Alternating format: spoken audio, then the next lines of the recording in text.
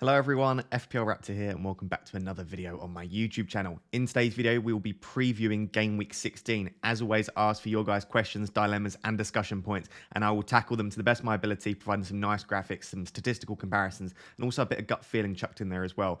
There is so much to cover today, so we're going to jump straight into it. But if you are enjoying the content here on this channel, please do remember to like, comment and subscribe. We are pushing for 10,000 subscribers, so if you are new to the channel or you just haven't subscribed yet, please do consider doing so. Without further ado, let's jump into today's video.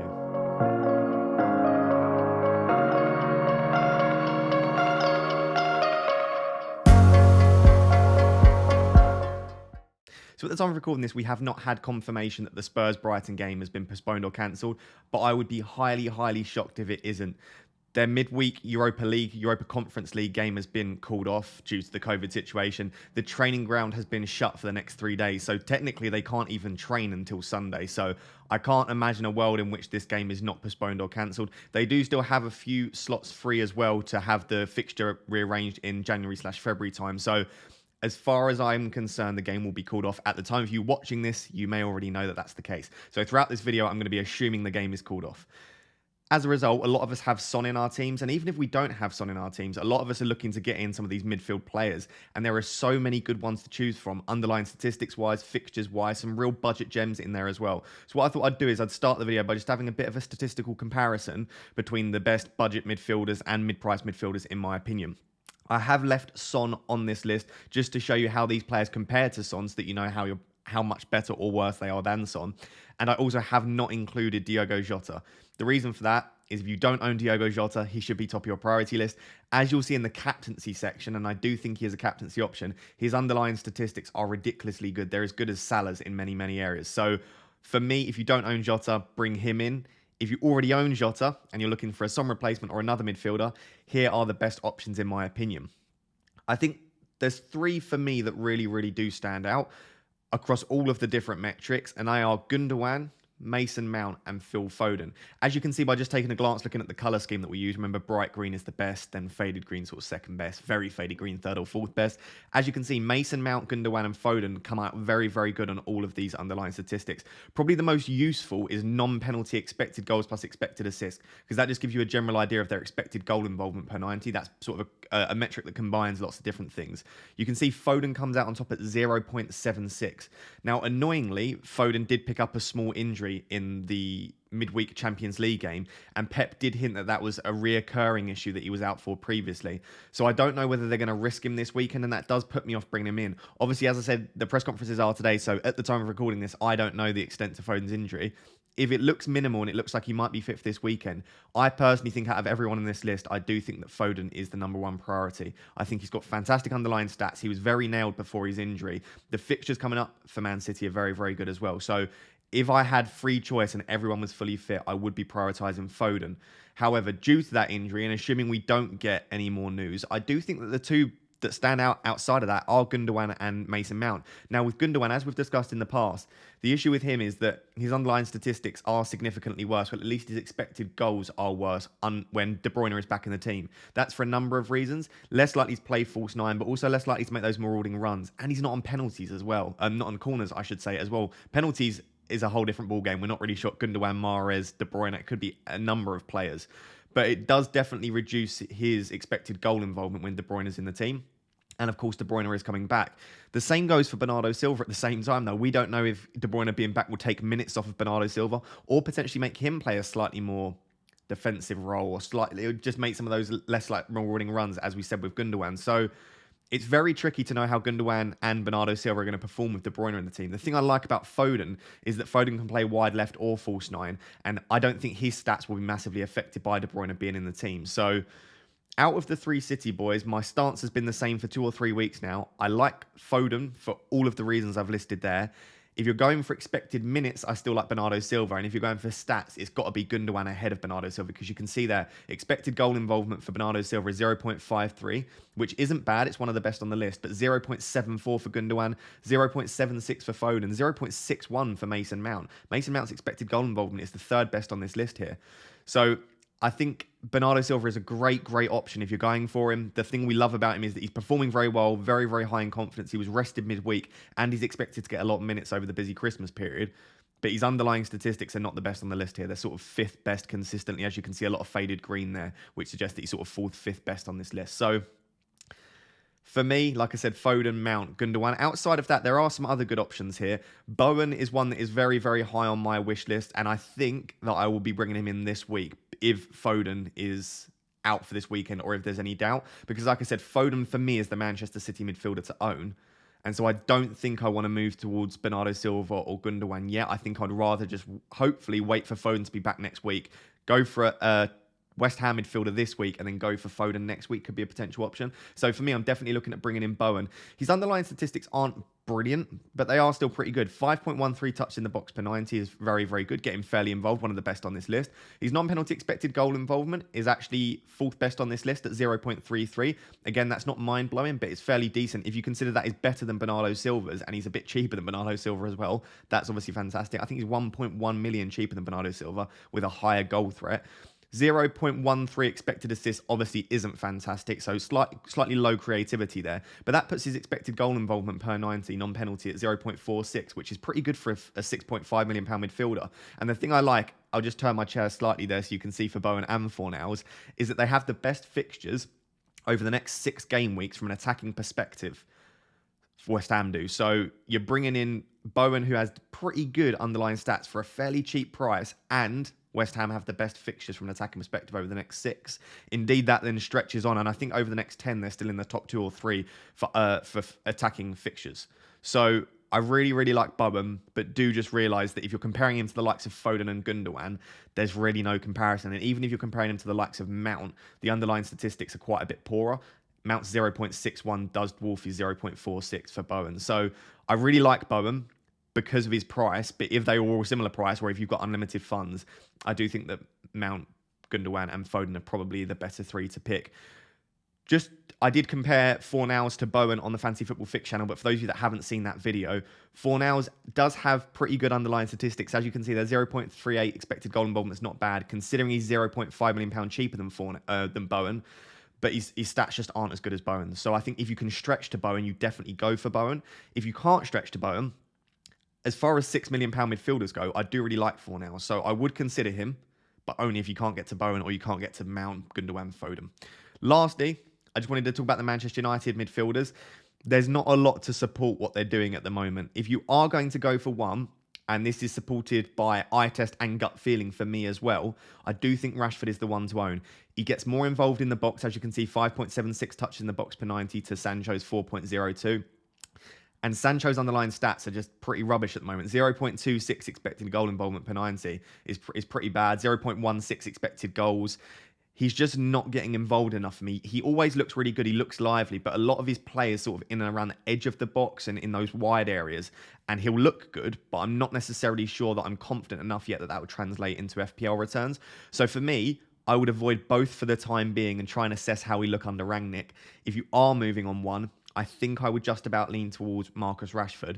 But like I said, I think for now, for me, I would rather go for a City midfielder, a West Ham midfielder, and then wait a week or two, because Manchester United's fixtures are really, really good for the foreseeable future. As you can see, they're 3rd in the Premier League for attacking difficulty, so they've got really, really nice fixtures. Man City have nice fixtures as well, though, 4th. So, like I said, I would move, in my personal opinion, the 2 that I'll be prioritising this week are one of Foden, Mount and Gundogan at that mid-price, and then if you're going for a cheaper price, I would be going for Jared Bowen.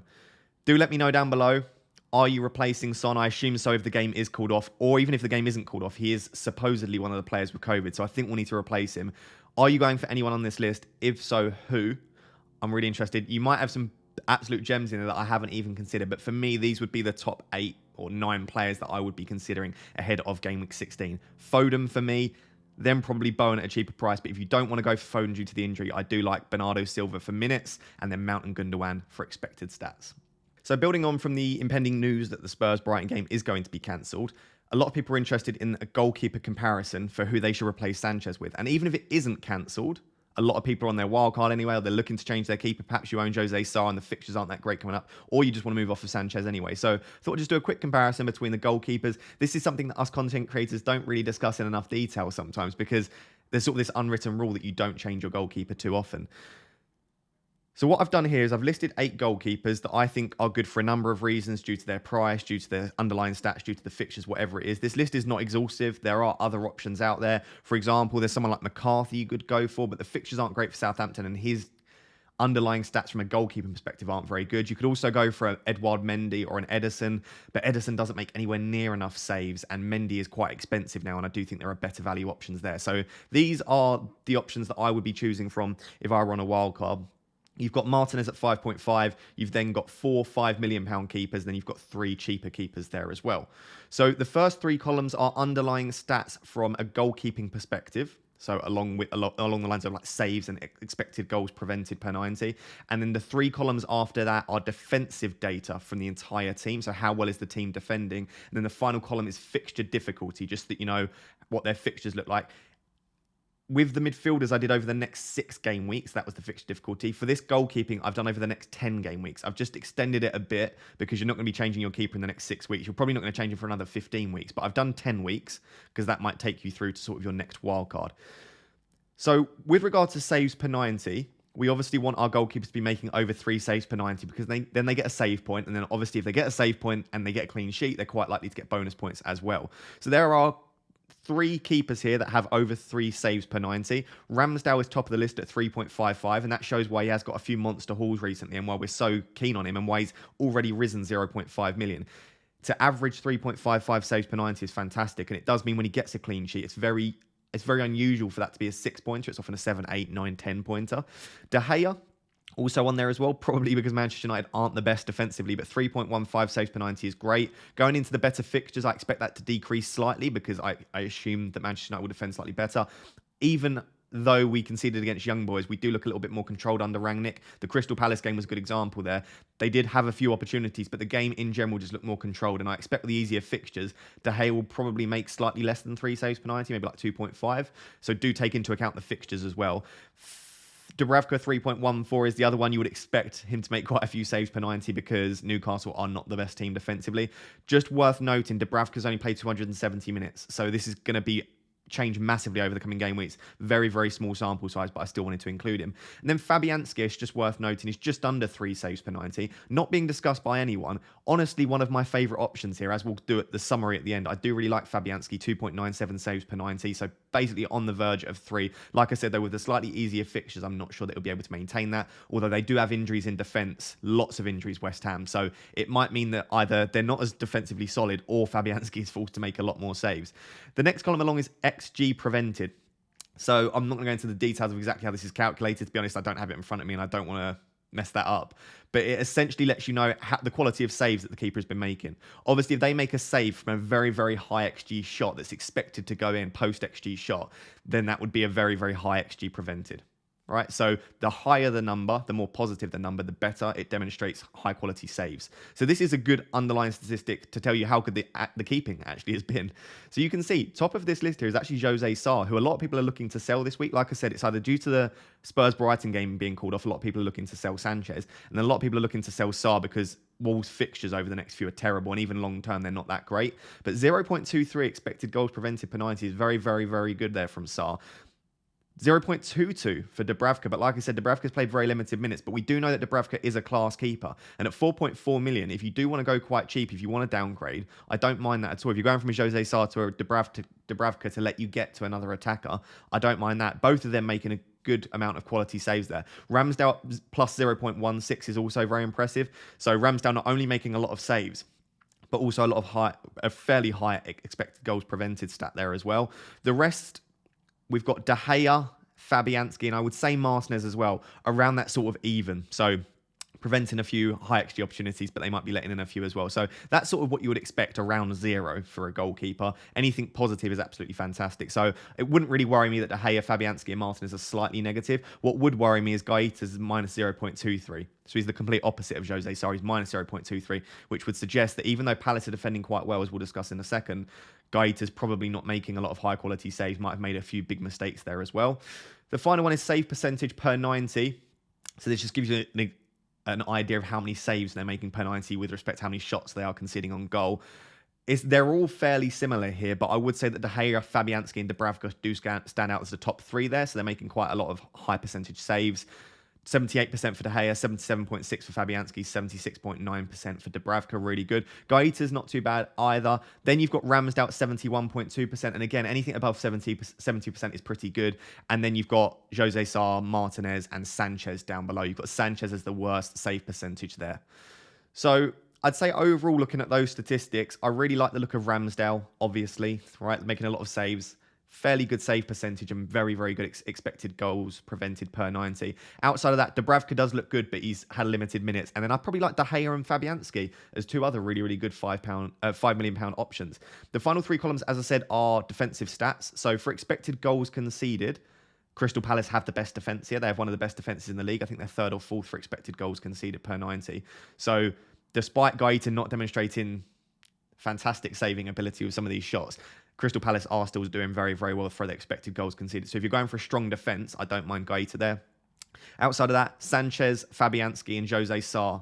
So Brighton, West Ham and Wolves are defending very, very well as well there. So you can see 1.16, 1.19 and 1.10 expected goals conceded per 90. So that further plays into the fact that I do quite like Fabianski as an option. Although, like I said, there are a lot of injuries now to West Ham. So we need to probably wait and see how that affects them.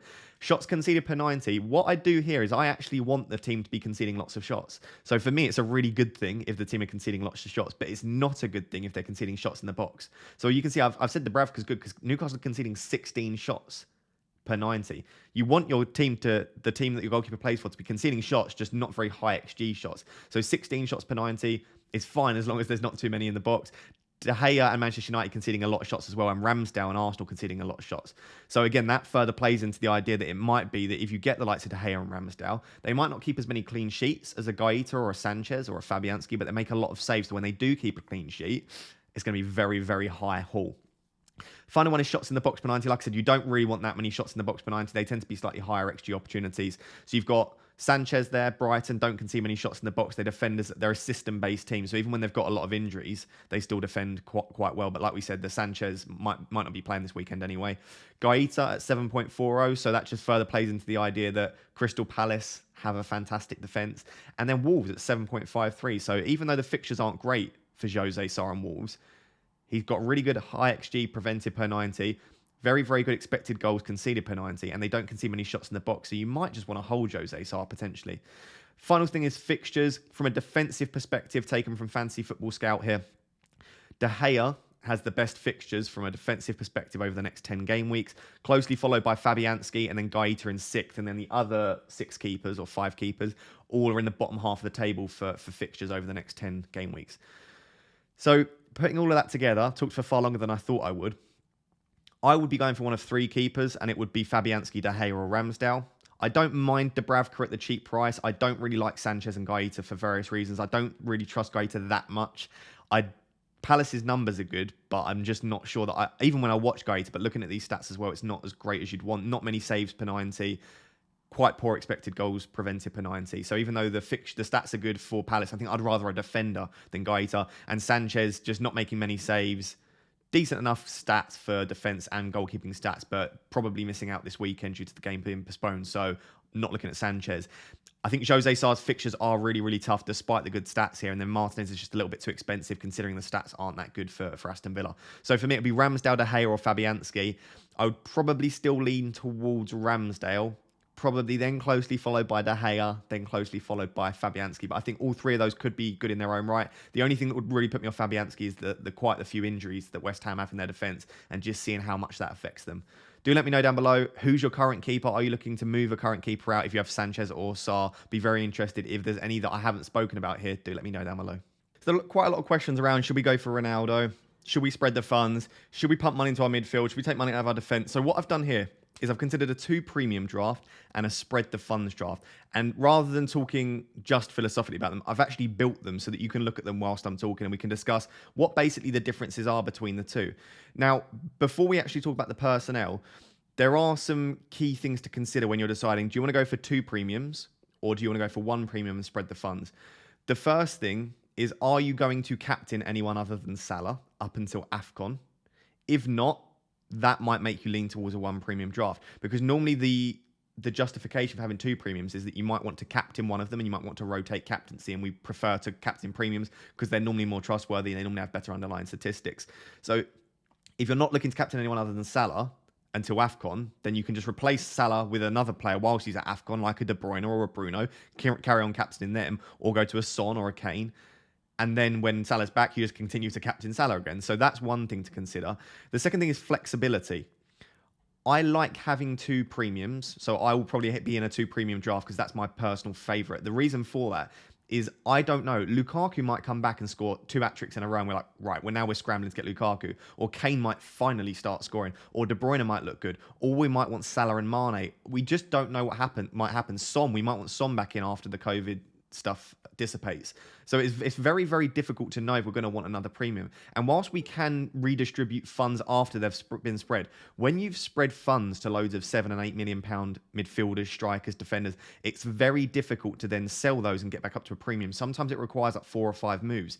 And it's not only difficult because it requires hits. You're not going to want to sell Bernardo, Foden, Antonio once you've got them to then get a premium. So you've pretty much priced yourself out of getting another premium back in, and that makes it very tricky. I don't expect this to happen, but say Salah does start to struggle and you're not as confident in captaining him later in the season, because I doubt he'll continue at the current rate. He might drop off slightly. Then what are you going to do, right? And you can use your wild card if it's in sort of 10, 15 game weeks, but I quite like, surprisingly, people think you're more flexible with 1 premium. I actually think you're more flexible with 2 premiums. All of that being said, I actually probably prefer the current spread the funds draft to the premium draft. So you can see the premium draft that I've built is a front 3 of Antonio, Ronaldo, King. I think they are the best 3 strikers in the game at the moment to own. Then a midfield 4 of Salah, Bernardo, Jota, Fornals. Couldn't get to Bowen with my current team value. Then Cancelo, Trent and James in defence, and Ramsdale in goal. And it is a fairly decent bench of Diogo Dalot, who I think is a fantastic option now. Wan-Bissaka's injured. Even without the Wan-Bissaka injury, I still really like the look of him. And then Gilmour and Livramento, just because I bought Livramento at a cheaper price. So he's one of the better players that I can afford at that price. So the team is actually really, really, really good. I don't think there are any clear holes in there. What I would say is I would prefer Foden to Bernardo Silva. I would prefer Bowen to Fornals. So there's 2 things there that you just can't afford. With my current team value, which is around 104.5, I just can't afford to get there. However, if you look at the spread the funds draft, it does generally look better. Same defence and goalkeeper. Salah, Bernardo Silva, Jota, Bowen and Foden. So rather than Fornals and Gilmour, you've got Bowen and Foden. That's much, much better. Then your front 3, rather than it being Antonio, Ronaldo, King, it's Antonio, Watkins and King. And Watkins has really good stats, well, pretty good underlying stats, and very good fixtures coming up from an Aston Villa perspective. And they're looking very, very good under Steven Gerrard.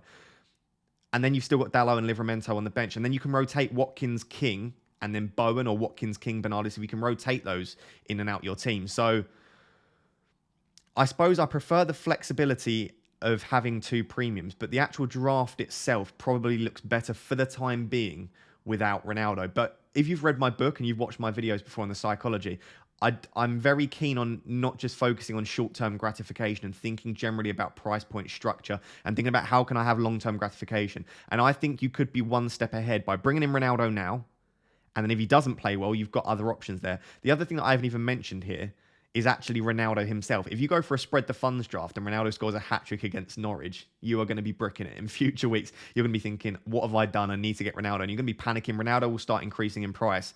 So not only other premiums, but actually Ronaldo himself, who is the difference in this draft here. How strong is your resolve if Ronaldo scores a brace or a hat-trick against Norwich and Manchester United start to look really, really good under Rangnick? Like I said, you can get there. For example, if you went for the spread the funds draft, you could then end up selling Watkins and Foden and then downgrading them. But like I said, are you going to want to sell Foden and Watkins in their really, really nice fixtures to get Ronaldo and Gilmour? You're not going to want to do that even if Ronaldo looks good. So you're almost pricing yourself out of that. So there are pros and cons to both. Think about your philosophy as a manager. Think about what you want to do with your team. Think about how, like I said, how strong your resolve is if the premiums start banging. Also think about captaincy as well. If you're just happy captaining Salah, that might give you more of a reason to go for the 1 premium draft. Let me know down below. I'm very interested. Are you team 2 premium draft, i.e. basically for the time being probably team Ronaldo or team Lukaku alongside Salah, or are you spread the funds? I think at the moment, just about, I'm in favour of the 2 premium draft. So it's that time of the video where we decide how brave we are and whether we want to captain someone other than Salah. So for this captaincy discussion, I've chosen 5 players. This is based on a number of things, fixtures, underlying stats, a bit of both for most of them. There are other options out there. You could go for someone like Jamie Vardy against Newcastle, but I just think if it was me, these would be the 5 that I'm choosing from. You can see I've gone for Mason Mount from Chelsea. That could be Lukaku if you own him. I just know that not a lot of people own Lukaku at the moment. Quite a few might have gone for Mount this week because his underlying statistics look great. So I've put him on there just as a Chelsea option. If you still own like a Havertz, you might want to go there. I probably wouldn't, but I think there are some decent options there from Chelsea. If you are new to this channel and you haven't seen my captaincy discussion before, just that way there, this is the underlying statistics from the teams. So you've got the underlying statistics from the attacking team that the player plays for. So for Salah, you've got Liverpool's attacking stats there. And you've also got the defensive stats of the team they're playing against. So for example, Aston Villa's defensive stats, Norwich's defensive stats, etc. And then the top table, up a bit, you've got the underlying individual statistics of the 5 top options, which is Salah, Jota, Ronaldo, Antonio, and Mount. As per the previous tables, bright green means it is the best stat there. Faded green, sort of second, third, and then very faded green, third, fourth, and then white is sort of fourth, fifth. Not very scientific, but it gives you just a quick glance. How do they look? So, as always, Salah has the best underlying statistics in the league. I'm going to be saying this probably every game week for the rest of the season, unless he absolutely drops off a cliff. But Salah does have the best underlying stats in the league. But they are comparable in some points to Jota, and that was what I was trying to get at earlier when I said Jota needs to be the one you bring in if you're looking for a midfield replacement for Son or you don't already own him. Where does he miss out potentially in comparison to Salah? I would say touches in the box. Salah is just a monster. All season, he has been above 9 touches in the box per 90. He's been floating on that sort of boundary of 10 touches in the box per 90, which is monstrous for one player. Like, some teams don't get that many touches in the box per 90. Jota's is only 6.59, so Salah is getting a lot more touches in the box. Non-penalty expected goals, though, Jota comes out on top. He's better than Salah for expected goals, which is really, really impressive. This is non-penalty expected goals. Obviously, once you chuck penalties in, Salah is more comparable to Jota. Expected assist, quite close, but Salah does come out on top at 0.36, but Jota's at 0.29, still highly impressive. That means that they have the same non-penalty expected goal involvement per 90 at 0.98. Which, might I add, is ridiculous for over 1,000 minutes to be on the boundary of 1 expected goal involvement per 90. Like I said, with penalties, Salah's goes above 1, and then Salah does become the better option. It's just whether you think there's going to be a penalty or not. There's obviously been a lot less penalties this season, so that's something to take into account. And then his expected FPL points per 90, therefore, Salah is slightly higher at 8.19 due to the penalties being in there as well. But I would say that the 2 best options this week, if you're going off underlying stats, has to be Salah and Jota. I think they're definitely there as the 2 best options. I suppose the argument is, if you're going to go for a Liverpool player, why would you go anywhere other than Salah? Because he's got penalties, he's got high ownership, so you'll get punished if you get it wrong. But if you are looking to climb the ranks and you want to choose based on ownership, which I don't normally advise doing, but if you really do want to climb up the ranks, or you want to beat your mini-league rival who's 90 points ahead, I don't mind Jota this week. A really, really good option. He obviously got a rest in the Champions League as well, so he could be a fantastic option. Outside of that, Ronaldo and Antonio have very, very similar expected goal involvement per 90 non-penalties. 0.69 for Ronaldo, 0.68 for Antonio. What I would say is Antonio's recent expected goal involvement is quite poor, whereas Ronaldo's sort of maintained that sort of consistency. The reason Antonio's is still so high is because earlier on in the season, his expected goal involvement per 90 was above 1. It was even better than Salah and Jota at some point. So I would be slightly worried that I would maybe want to see a couple of good performances in a row. I'd maybe want to see Burnley and Arsenal from Antonio. If he looks like he's back on it with the slightly easier fixtures, then I might want to start considering him for captaincy. But for the time being, I'm not sure that I trust Antonio enough, seeing how he's performed in recent weeks.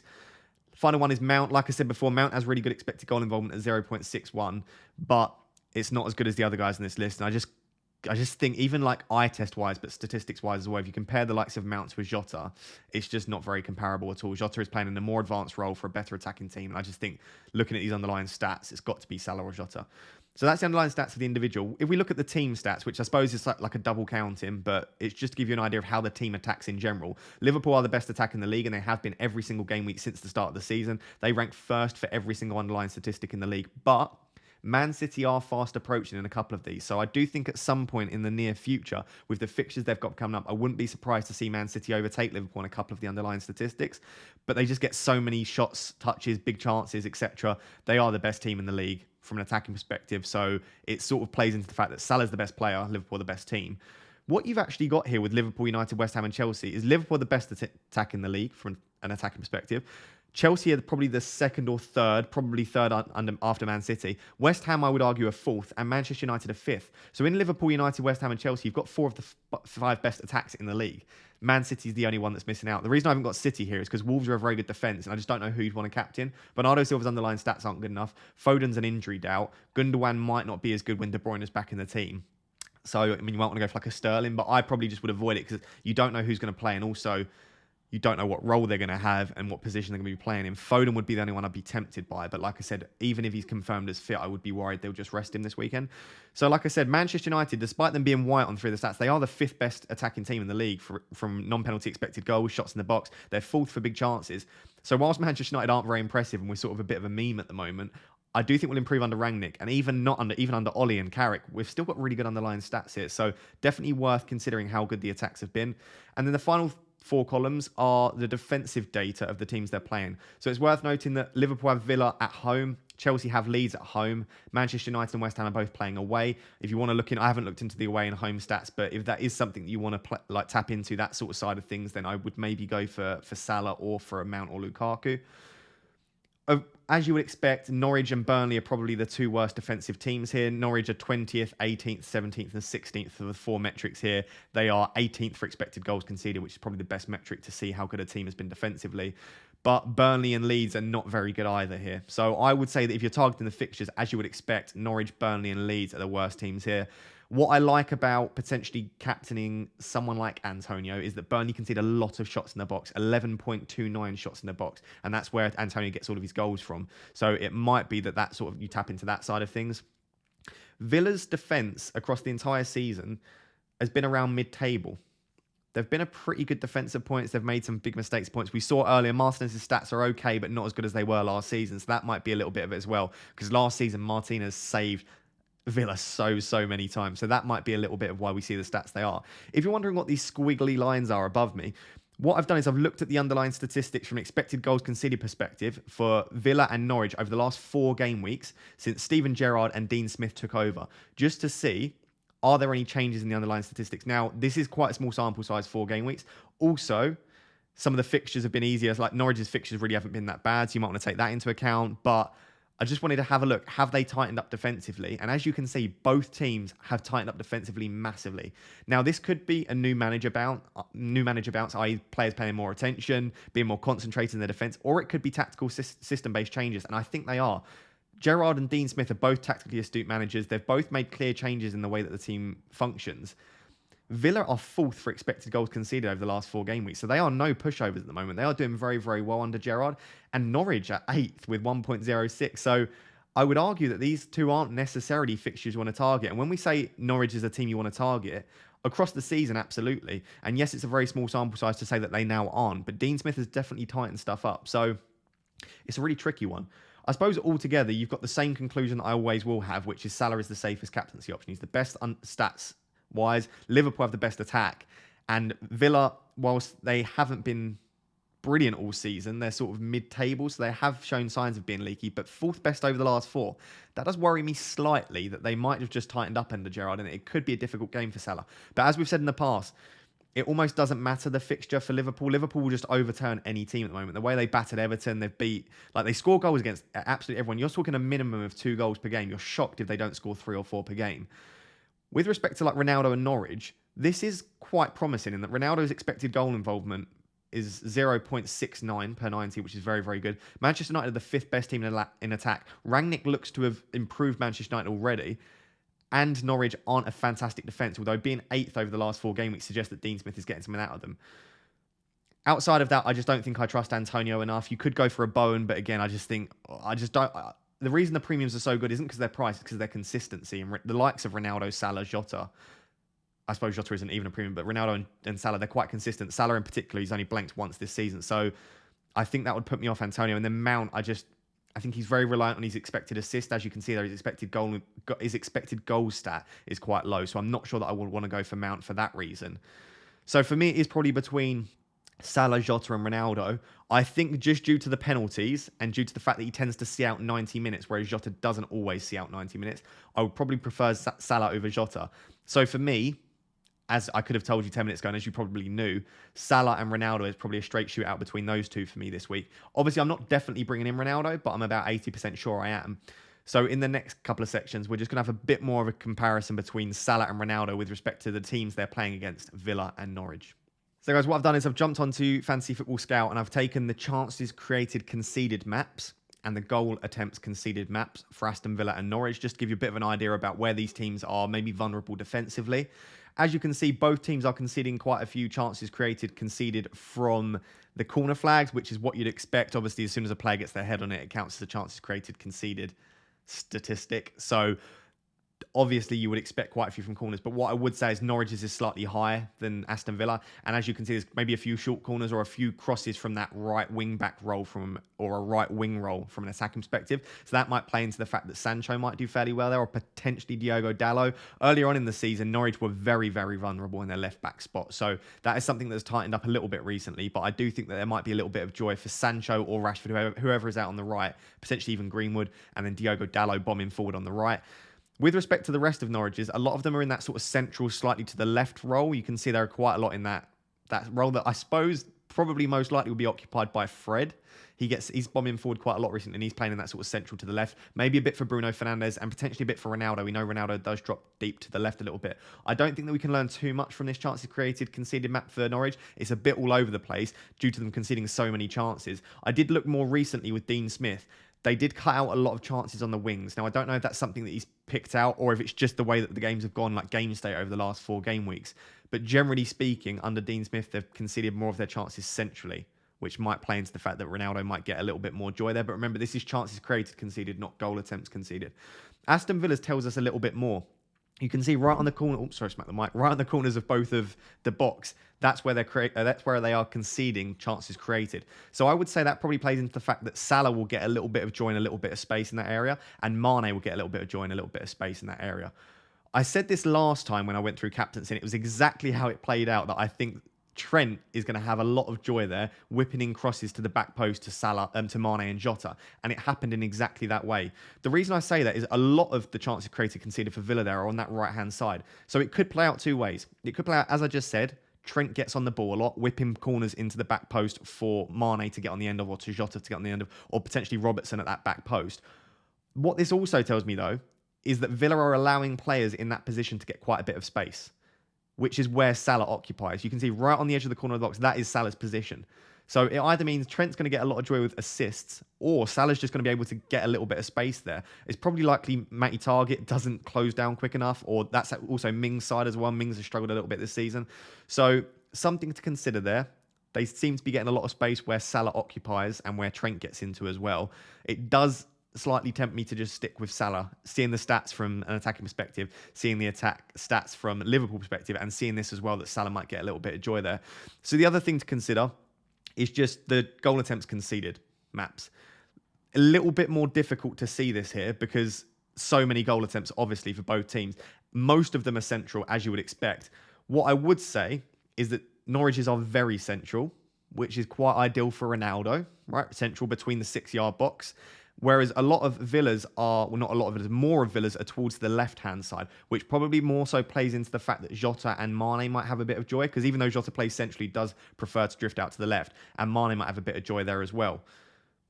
It's difficult to pull trends from this when there's so many and there's different game states playing against different players. What I would say is that Norwich, most of their stuff is going through the centre, which might actually help Ronaldo. Most of Aston Villa's goal attempts are from the left. Most of their chances created conceded are from the right, which again probably plays into the fact that Trent might have a bit of luck and that Mane and Jota might be getting onto the end of those crosses, but also might suggest that Salah might get on the ball a lot. And when Salah gets on the ball, he's a different breed to anyone they've probably played against this season. So he could end up just scoring from there rather than creating a chance. Very, very difficult to tell. I'll be honest, I am genuinely 50-50 at the moment. My gut feeling tells me it might be the week to go for Ronaldo, but looking at these stats I always put myself off by looking at the stats for Salah, but I know how good they are. And it does just make me think that maybe owning Ronaldo is enough. Maybe that is a big enough risk going for Ronaldo at Manchester United when there is a transition period and Norwich haven't looked too bad recently. Maybe that's the risk that I take rather than doubling down on that risk and then captaining him. I'm not sure. Let me know down below who you captain. I'm always eager to hear. I think at the moment, if I was forced to choose now, I'd go Salah. But I am going to give it a genuine think over the next 24 hours. And I'm strongly considering Ronaldo, which is the first time in a while that I've actually considered someone outside of Salah genuinely. So do let me know down below. Very interested to hear what you think regarding captaincy. So how the rest of this video is going to go. I'm going to go through a couple of other questions asked. After that, I'm going to then move on to a bit of live tinkering. I know this isn't my team selection video, but I'm pretty certain now what my moves will be, knowing that almost definitely the Spurs game will be called off. And I just want to give you an update for those of you that do want to follow my moves, because I'm currently looking at a -8, which if you've watched my videos before, I don't do that, but I need to sort out my team, and sometimes you just need to sort it out, which is going to be discussed in question 3. So question 1, would you keep Foden? Absolutely, granted that Pep says he's available or very close to being available. He is a bit mystic sometimes, Pep, but he doesn't tend to string you along too much, and he does tend to say when a player's out. If he says Foden is available or nearing availability, I would assume that means he's fine for either next week or the weekend. And I just think if you've got a strong enough bench, as we discussed in the midfielders section, Foden's stats are so good. I want Foden as soon as possible. As soon as he is fit, I want him in my team.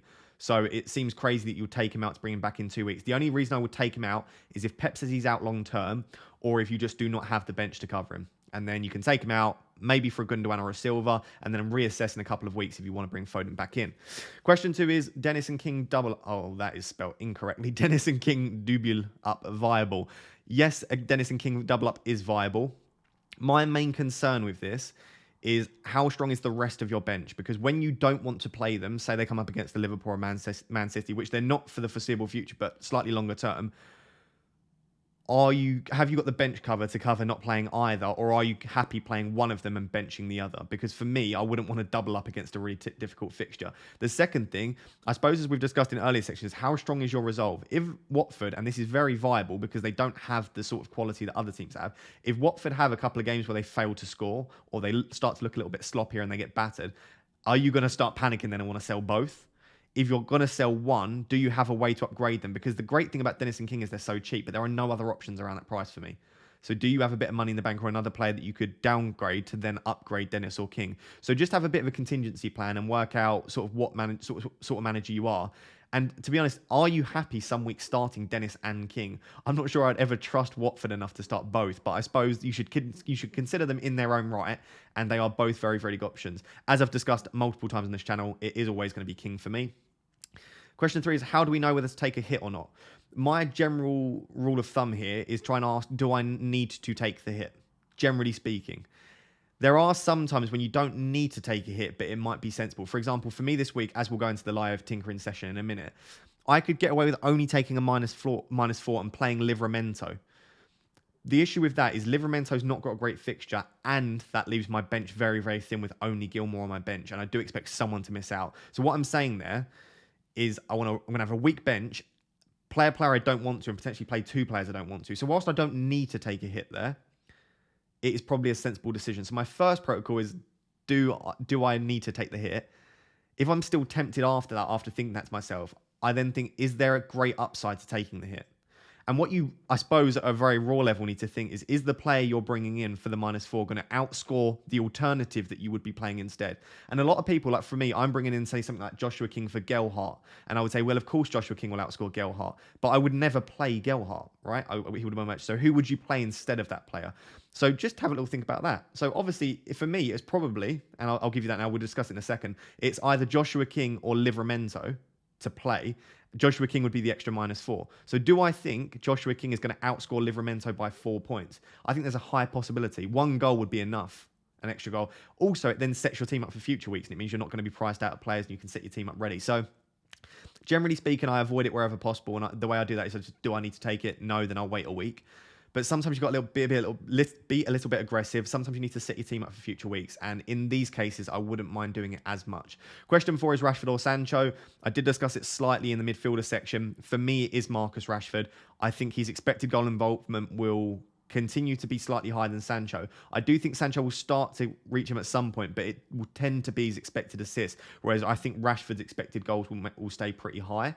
So I do like Rashford more so, but for me, it would be a wait and see for both. As we've just discussed in the stats section, in the captaincy section, sorry, Norwich don't concede that many chances down the wings, and with Dean Smith, there's been even less down the wings. So for me, I would potentially wait a week if you can, although it is still a decent fixture, even though Norwich have been a little bit better defensively. For me, I would definitely be going for Bowen, Gundogan, Foden, Bernardo Silva, someone like that in midfield before I go for Rashford or Sancho.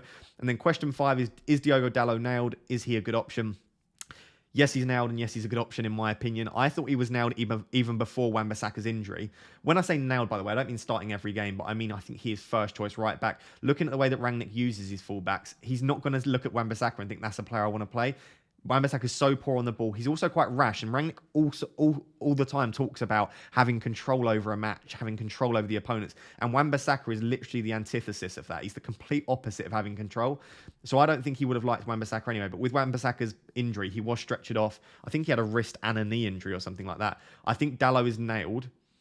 My worry with Dalot is that I think Rangnick might look to bring in a right wing back or a right back in the January transfer market if Dalot doesn't look highly impressive. Even if he does, I think he might look to do that. Maybe someone like a Trippier we looked at for a while, or potentially just a long-term replacement. So I think Dalot will be nailed until January, but after that, I'm not sure. But that will be, 4, 5, 6 game weeks for £4.4 million. His underlying stats aren't that great, but I do think he's a fantastic option. So I think if you're looking for a cheap budget defender, I would personally choose Dalot above anyone else at the moment. So those are your questions asked. Let's have a bit of a live tinker and look at what Raptor's planning. So guys, this is how the team looks. Absolute mess ahead of game week 16 and beyond. Obviously, if the Spurs-Brighton game is called off, I've got 3 Spurs players that will then not play. Tony has COVID and will miss the next 2 fixtures. Gilmour potentially in close contact with the Spurs boys, but I think hopefully he'll be fine. And Burmo I really don't want, but I'm going to have to hang on to for the time being. Livramento, I think there are much, much better options at that price now. Specifically Dalot, I would love to get in ahead of Livramento. And I've got Gelhardt as well, who's a non-playing striker. So the team is a mess. I'm probably about 8 or 9 transfers away from being where I want to be. But I suppose this is going to be a sign of my management style, technique. How will I execute that, the decisions I make over the coming weeks? Because I need to manage not taking too many hits, dealing with the priorities in the correct order, and still managing to bring in the players I want to, and not waiting too long to bring them in, where I'm not going to get anything from them, getting any attacking returns because their ownership is already so high. So almost definitely it will be a -4 this week as a minimum, just because I've got the 3 Spurs players plus Tony. However, I think most likely it'll be a -8. I could probably, as I said, get away with doing a -4, as we'll discuss in the next section. But I think I'm just going to do the -8, sort my team out now, except that I might have a big fat red arrow this week. So I'm starting 8 points behind most managers. But like I said, sometimes you just need to set your team up. All of these players I really want long-term. I'm confident that I want them long-term. The stats are good for them. The fixtures are good for them. I'd rather jump on now and then next week hopefully roll a transfer or not take a hit. Because all it will be probably is a -4 this week and a -4 next week. Why don't I just take a -8 this week and take no -4 next week? So that's the current plan. So here it is for you, just so that you can see who I'm considering. So it will be Antonio in for Tony. It will be Ronaldo in for Kane. Of course, I said I do prefer the 2 premium draft, and I'm considering captaining Ronaldo. We'll have to see what happens with that. And then it would be King as well. Right, so replacing the entirety of the front 3. To fund that, I then downgrade Son, who of course, I don't mind doing because he's not expected to feature due to the game being cancelled or due to him just having COVID anyway. I've got 7.5 million. So I can't afford Bernardo Silva, but I can afford Gundogan. But I think for me, just because, like I said, I think Foden is the one that I want anyway, it will likely be Bowen. Right, so those would be the transfers there, replacing the entire front 3, Tony, Gelhardt and Kane out, and then Antonio, Ronaldo and King in, and then Bowen in for Son. In that way, I'm getting 2 of the West Ham boys in ahead of their really nice run of fixtures. I'm getting King in, who's got fantastic underlying stats, really nice fixtures as well, and I'm bringing in Ronaldo as well. The midfield then looks great. It would be a 4-4-2. No, 3-4-3. Livramento and Emerson Royale on the bench, obviously, because Emerson Royale wouldn't be featuring. Livramento first sub. It would be 4-man midfield. Gilmour second sub. And Burmo, Salah, Jota, Bowen. And then that front 3. Like I said, I can get away with not making this King transfer. So let me just restore that there. Like that. Then I could play 4-back formation, James, Trent, Cancelo, Livramento, 4 in midfield, and Burmo, Salah, Jota, and Bowen, and then 2 up front, Antonio and Ronaldo. What that would mean is that my bench is only Gilmour, because it would be Gilmour, Emerson Royale, and Gelhardt. Gelhardt doesn't play. Emerson Royale obviously wouldn't be playing because of the COVID situation, and then Gilmour obviously isn't a great fixture. Not expecting much from him in that fixture. So if 2 of my players miss out, I'm immediately fielding 10 there. And even if only 1 misses out, I don't really want Gilmour coming in. So I think I want to take the -8.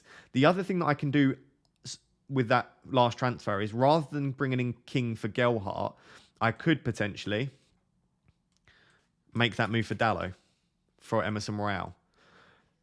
So it would still be a -8, but rather than Gelhardt to King, it would be Emerson Royale to Dalot. The reason I like the Gelhardt to King move more is because Gelhardt doesn't play at any point, whereas Emerson Royale, assuming the COVID situation is sorted by the end of next week, he might miss game week 17, but then from game week 18 onwards, they're going to have, in the near future at least, a couple of double game weeks, probably maybe a triple game week, and then I've just got a decent option in Emerson Royale. I'm not saying the fixtures are fantastic, I'm not saying Spurs are great, but at least he plays. Gelhardt doesn't play at all. So in making this -8 rather than the one with Dalot, if I do Gelhardt to King, what I'm doing is I'm also improving the strength of my bench, which I really, really like as well. So I think I'm leaning towards the Gelhardt to King as opposed to the Emerson Royale to Dalot. If we then just switch to FPL.team, this is what the team would look like with a -8 then. As I said, Ronaldo, King and Antonio in for Tony, Kane and Gelhardt. And then I'll be bringing in Bowen for Son. So that would be a -8, 4 transfers. This is the way the team would look. So to be honest, yes, I've taken the vice captain would be on Ronaldo, by the way, probably. Like I said, I still don't know. I really do want to captain him. If someone can try and egg me on in the comments, that would be fantastic. But yeah, Ronaldo, King, Antonio, Bowen in there. Team looks great. If we just switch to next week then, the team looks fantastic once again. I really do not mind the double up of West Ham against Arsenal. It's one of those things. I don't think Arsenal are terrible defensively. They're also not fantastic. And I could quite easily see Bowen and or Antonio getting on the score sheet there. I suppose the only real issue here is in Burma against United. I wouldn't really want. Not only is he bad, but I do think I will start to see improvements in Manchester United's defence. So I can do 2 things here. I can use the £1 million I've got to do in Burma to another midfielder, but there's not really anyone I want that much at that price. So what I could then do instead is just do Livramento in from Burma. And then the week after, I would have 2 free transfers, and I can then look at either downgrading someone somewhere to get Mbeumo up to a Manchester City midfielder, or I could potentially just deal with any injuries, COVID rotation that we get around that period there. The only issue with this current setup that I've got, by the way, this is what the team would look like then with 2 free transfers. So, I mean, at this stage, like I said, I could even just bring Mbeumo in for Jota. I would not want to bench Jota against Tottenham, to be honest, but I can do anything with the 2 free transfers there, and I'd have the scope to deal with any issues I had. Like I said, the only issue with this that I can envision being a real issue is I don't have an obvious route to a Manchester City midfielder. Bringing in Bowen for Son gives me £1 million to play with. That is nowhere near enough to get up from Mbeumo. Gilmour nowhere near enough. It could be enough to get up from Bowen, but if I've just brought in Bowen, I don't want to then sell Bowen. I've got Antonio there, but I've just brought him in. I don't want to sell him. King's too cheap to use as make weight.